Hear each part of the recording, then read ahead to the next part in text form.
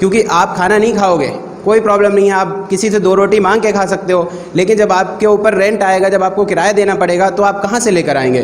तो सबसे बड़ी जो प्रॉब्लम हम लोग की कोचिंग सेंटर वालों की है वो यही है कि हम लोग को किराए के लिए बहुत दिक्कत आ रही है और इलेक्ट्रिसिटी बिल भी पे करना है। तो मैं यही कहना चाहता हूँ कि कुछ ना कुछ गाइडलाइन हमारे लिए भी जारी की जाए। निश्चित रूप से कोरोना जो है वो एक भयंकर बीमारी है, लेकिन जो स्थिति अभी हमारे सामने आ गई है, हमें लग रहा है कि ये कोरोना से ज़्यादा भयंकर हमारे लिए हो रही है। और हम अपने सारे शिक्षक भाइयों से भी कहना चाहेंगे कि सब लोग इस बुरे समय में मिलजुल कर काम करें, सब लोग जुड़ जाएं और संगठित हो जाएं, क्योंकि बिना संगठन के कोई भी हम लोगों की बात सुनने वाला नहीं है। अच्छा, आप जो ऑनलाइन क्लासेस चला रहे हैं और आप जो है बैच में भी पढ़ाते हैं अपने, तो क्या लगता है कि छात्रों को ऑनलाइन क्लासेस में वो चीज़ आप समझा पा रहे हैं जो अपने बैच में समझाते हैं? गली गली और मोहल्ला करते करते हो हल्ला, गली गली और मोहल्ला करते करते हो हल्ला, हल्ला हो हल्ला हल्ला। नमस्कार, मैं हर्षित मिश्रा, आप देख रहे हैं द गली मोहल्ला शो। लॉकडाउन खत्म होने के बाद लगभग सभी व्यापारियों को कुछ शर्तों के साथ व्यापार करने की छूट दे दी गई है। ऐसे में कोचिंग संचालकों का भी यही कहना है कि कुछ गाइडलाइन के साथ उन्हें भी कोचिंग संस्थान को खोलने की छूट दे देनी चाहिए, जिससे कि कोरोना काल में आए आर्थिक संकट से निपटने में उन्हें कुछ सहायता मिल सके। साथ ही जो युवा कंपटीशन की तैयारी कर रहे हैं उन्हें भी कुछ हेल्प मिल सके। ऐसे ही आज हम चलेंगे अपनी टीम के साथ शाहजहाँपुर के कुछ कोचिंग संचालकों के साथ और जानेंगे कि इस लॉकडाउन से दौरान बंद पड़ी कोचिंग्स में उन्हें क्या समस्याओं का सामना करना पड़ा और सर प्रशासन से वो क्या अपील करना चाहते हैं। आप प्रशासन से क्या अपील करना चाहते हैं जिससे आपको जो है कोचिंग संस्थान चलाने की छूट दी जा सके? देखिए सर, हम लोगों के सामने सबसे विकट समस्या जो इस टाइम है किराया देने की है। हम लोगों ने कोचिंगें किराए पे चला रखी हैं, बिजली का बिल देना है हमें। हमारे जो कर्मचारी हैं, जो 3-4 टीचर हैं हमारी कोचिंग में, और जो सफाई कर्मचारी है हमारा, जो साइकिल स्टैंड देखता है, उसको 6 महीने से हम सैलरी दे रहे हैं। और वो सैलरी हम कैसे दे रहे हैं हम आपको बता नहीं सकते हैं। हम लोगों की फाइनेंशियल पोजीशन बहुत ज़्यादा डाउन हो चुकी है और बहुत कर्जा भी हमारे ऊपर हो गया है। हम सरकार से अपील कर रहे हैं कि जिस तरीके से सभी व्यापारियों को, सभी सरकारी कार्यालयों को खोल दिया गया है, हम लोगों के लिए भी गाइडलाइन जारी करी जाए। उस गाइडलाइन के तहत हम उन बच्चों को पढ़ाएंगे, उनसे हमारा जीवन यापन चलेगा। हम लोग मानसिक रूप से बहुत ज़्यादा इस टाइम परेशान हैं। हम लोगों को के लिए गवर्नमेंट को कुछ ना कुछ करना चाहिए। सरकार ने जो इतने बड़े राहत पैकेज की घोषणा की है, आप लोगों को इस पैकेज से क्या राहत मिली है अभी तक? देखिए, सरकार ने राहत पैकेज जो घोषणा की है वो जनरली एमएसएमई के लिए की है और कोचिंग सेक्टर को भी एमएसएमई में इंक्लूड नहीं किया जाता है, तो इसलिए हम लोग को कोई भी इस राहत घोषणा से फ़ायदा नहीं है। बेसिकली हम लोग को जो फ़ायदा चाहिए या फिर तो हम लोग को एमएसएमई में इंक्लूड किया जा रहा होता।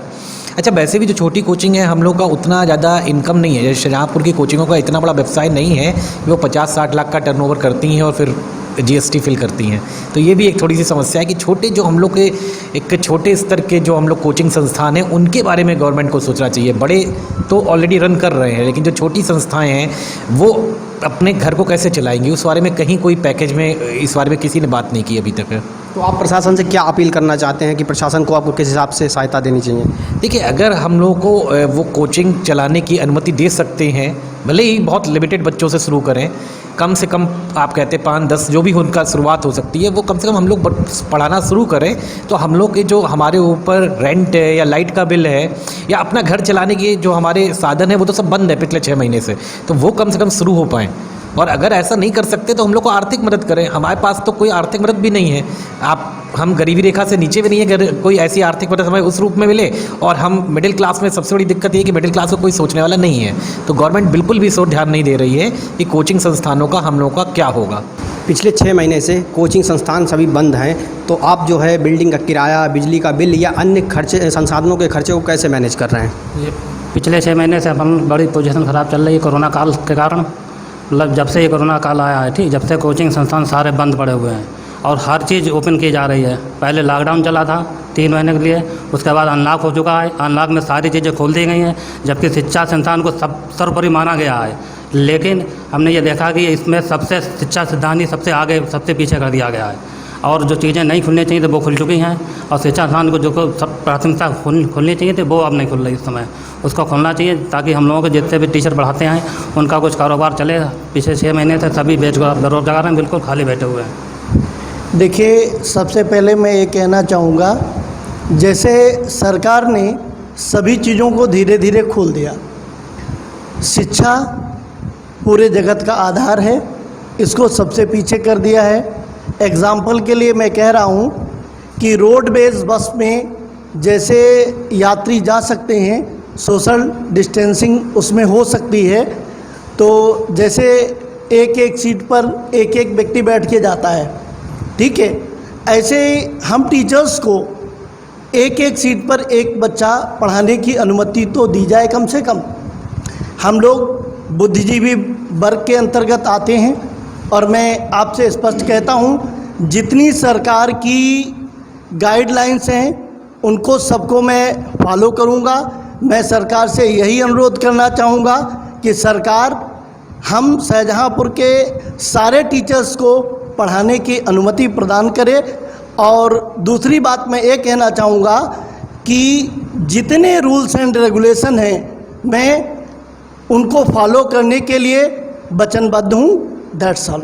सबसे पहले आप सबका बड़ा धन्यवाद कि आपने कम से कम हमारी आवाज़ को उठाने के लिए एक प्रयास किया। और हम लोग बहुत ही मानसिक तनाव से गुजर रहे हैं। शिक्षा के क्षेत्र में हम लोगों को बड़ा बुद्धिजीवी कहा जाता है, पर हालात इस तरीके के पैदा हो गए हैं कि कुछ समझ में नहीं आ रहा है कि आगे क्या होना है। तो सरकार से हमारी यही अपील है कि हम लोगों को भी जीविका चलाने के लिए कुछ हमारे लोगों के लिए भी किया जाए।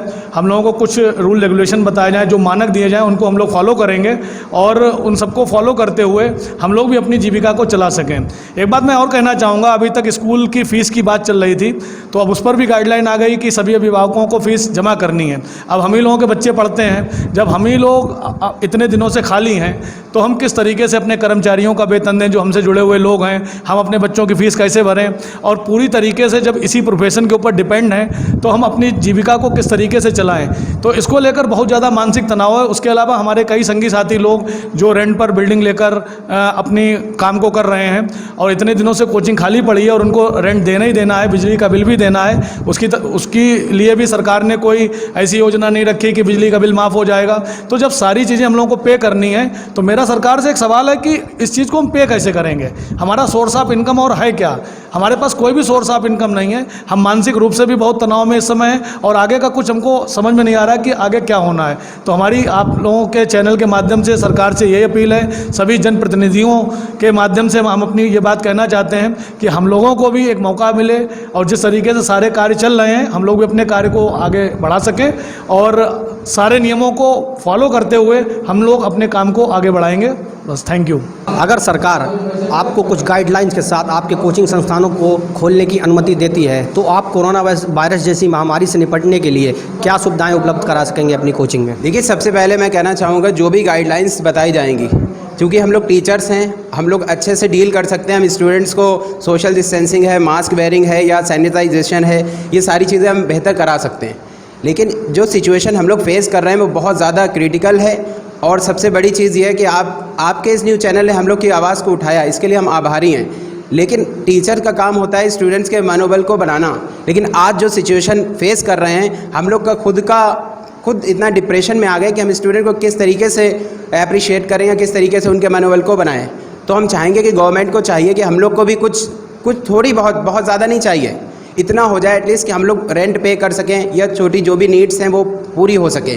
क्योंकि आप खाना नहीं खाओगे, कोई प्रॉब्लम नहीं है, आप किसी से 2 रोटी मांग के खा सकते हो, लेकिन जब आपके ऊपर रेंट आएगा, जब आपको किराया देना पड़ेगा तो आप कहाँ से लेकर आएंगे। तो सबसे बड़ी जो प्रॉब्लम हम लोग की कोचिंग सेंटर वालों की है वो यही है कि हम लोग को किराए के लिए बहुत दिक्कत आ रही है और इलेक्ट्रिसिटी बिल भी पे करना है। तो इन सारी दिक्कतों को देखते हुए हम लोग को कुछ थोड़ी बहुत सहूलियत, हम लोग मानते हैं कि इस महामारी में सभी लोग परेशान हैं, लेकिन कुछ ना कुछ सबको सहूलियत मिली है, वही सहूलियत हम लोग भी चाहते हैं। सरकार से अपील है और सभी लोगों से रिक्वेस्ट है कि हम लोगों के लिए भी कुछ सोचें। थैंक यू जी। सबसे पहले तो आपका बहुत बहुत धन्यवाद कि आपके चैनल ने मुझे मौका दिया है कि हम अपनी बात को कह सकें। और जैसा कि ये हमारे पास बच्चों की बार बार कॉल आ रही है कि ऑनलाइन क्लासेस शुरू हो गए हैं, स्कूल में पढ़ाई शुरू हो गई है, और वो बार बार हमसे पूछ रहे हैं कि कोचिंग कब आप स्टार्ट करेंगे। क्योंकि कहीं ना कहीं हम ये देख रहे हैं कि ऑनलाइन क्लासेस से वो जो क्लास है स्टडी का वो गिर रहा है, लगातार स्तर गिर रहा है, बच्चों को समझ में नहीं आ रहा है, बार बार वो हमें कॉल कर रहे हैं, पेरेंट्स में भी बहुत पैनिक है। तो मैं यही कहना चाहता हूँ कि कुछ ना कुछ गाइडलाइन हमारे लिए भी जारी की जाए। निश्चित रूप से कोरोना जो है वो एक भयंकर बीमारी है, लेकिन जो स्थिति अभी हमारे सामने आ गई है, हमें लग रहा है कि ये कोरोना से ज़्यादा भयंकर हमारे लिए हो रही है। तो कुछ ना कुछ हम चाहते हैं कि सरकार हमारे लिए भी सोचे। Thank you. सबसे पहले तो आपका हम लोग धन्यवाद करें, कम से कम कोई तो है हम लोगों की बात उठाने के लिए, वरना कोचिंग टीचर्स के बारे में किसी ने भी अभी तक नहीं सोचा। आपने देखा होगा कि सारे व्यापारियों के लिए, सारे कारोबारियों के लिए किसी ना किसी ने कोई ना कोई जो है आपको मतलब देखने को रोज़ मिलता होगा पेपर में कि रोज़ आवाज़ उठाई जा रही, लेकिन कोचिंग टीचर्स के बारे में किसी ने भी नहीं सोचा। तो न्यूज़पेपर में भी आज तक देखो, न्यूज़पेपर में भी हम लोगों के बारे में कभी हम लोगों की आवाज़ नहीं उठाई जाती है, और सबसे ज़्यादा यही वर्ग इस समय परेशान है, आप भी जानते हैं।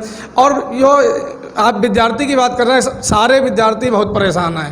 देखिए, ऑनलाइन क्लासेस जो हैं वो कुछ समय के लिए तो चलाई जा सकती हैं, कुछ समय के लिए, हफ्ते भर 2 हफ्ते चला सकते हैं, या घंटे 2 घंटे के लिए।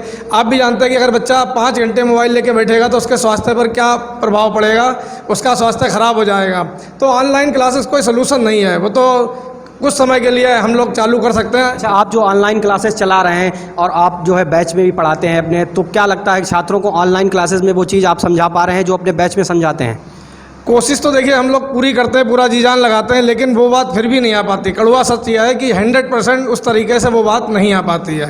बच्चे को थोड़ी बहुत प्रॉब्लम होती ज़रूर है। जब हम आमने सामने बैठ के एक दूसरे से इंटरेक्ट करते हैं तो उसकी बात और होती है, पढ़ाने में भी अच्छा लगता है, और बच्चा अपनी बात को, अपनी प्रॉब्लम को तुरंत के तुरंत पूछ सकता है। ऑनलाइन में उतनी बात नहीं आ सकती है। दूसरी बात हम आपसे ये कहना चाहेंगे कि ऑनलाइन पढ़ाई जो है उसके लिए भी हम लोगों को पैसे की ज़रूरत पड़ेगी, क्योंकि जानते हैं सयापुर में नेट का जो है बढ़िया नहीं चलता अपने यहाँ नेट। ब्रॉडबैंड कनेक्शन लेते हैं या जियो फाइबर लगाते हैं, उसके लिए भी हम लोगों को एक अमाउंट खर्च करना पड़ेगा। उसके बाद एक हमें कंप्यूटर ऑपरेटर लड़का लगाना पड़ेगा, मतलब अच्छा खासा उसमें भी पैसा हम लोगों को पहले लगाना पड़ेगा। और हम लोगों के पास लगाने के लिए इस समय कुछ भी नहीं है, क्योंकि जो कुछ हम लोगों का बैकअप था 6 महीने में वो सब खत्म हो चुका है। 6 महीने से हम जो जितने वर्कर हैं उन्हें सैलरी दे रहे हैं, बिल्डिंग का रेंट दे रहे हैं, बिजली का बिल दे रहे हैं, और अपनी जो बाल बच्चों का खर्चा है वो कर रहे हैं। तो आप लोग खुद ही समझ सकते हैं कि 6 महीने में कितना हम लोग खर्च कर चुके हैं। जो कुछ बैकअप था वो सब खत्म हो चुका है। और उसके अलावा हम लोगों के में से हम लोगों के बहुत सारे मित्र हैं या टीचर्स हैं जिनका कोचिंग का रजिस्ट्रेशन इस बार ख़त्म होने वाला है। अब उन्हें वो भी चिंता है कि अब हमें 10,000 रुपये का रजिस्ट्रेशन कराना है, 25,000 रुपये का रजिस्ट्रेशन कराना है। आप लोगों को ये मालूम होगा कि हम लोग जितने भी कोचिंग्स वाले हैं सभी लोग सरकार को एक निश्चित शुल्क देते हैं, और बल्कि हमें कभी भी सरकार की तरफ से कोई भी राहत नहीं मिलती है, ना कोई स्पेशल सुविधा मिलती है। फिर भी हम लोग अपना रजिस्ट्रेशन करा के पढ़ाने की कोशिश करते हैं और अपना रोज़गार चलाने की कोशिश करते हैं। सरकार से हम ये अपील करना चाहते हैं कि हम लोगों पे बहुत जल्दी ध्यान दिया जाए, क्योंकि कोई बड़ा हादसा ना हो जाए, क्योंकि कुछ टीचर बहुत ज़्यादा परेशान है मानसिक रूप से। तो आप लोगों के माध्यम से और अखबार के माध्यम से और मीडिया के माध्यम से हम सरकार से ये अपील करना चाहेंगे कि हम लोगों के बारे में जल्दी जल्दी सोचें और हम लोगों के लिए कोई नई गाइडलाइन जारी करें, जिससे हम लोग अपना पढ़ाई लिखाई का काम शुरू कर सकें। हम लोग सारे मानक पूरे कर सकते हैं, क्योंकि पढ़े लिखे हैं टीचर, सारे एजुकेटेड हैं, उन्हें सब मालूम है कि किस तरीके से मानक पूरे करने हैं। और हम अपने सारे शिक्षक भाइयों से भी कहना चाहेंगे कि सब लोग इस बुरे समय में मिलजुल कर काम करें, सब लोग जुड़ जाएं और संगठित हो जाएं, क्योंकि बिना संगठन के कोई भी हम लोगों की बात सुनने वाला नहीं है। सब लोग संगठित होकर जब अपनी आवाज़ को उठाएंगे तब सब लोग हमारी बात को सुनेंगे।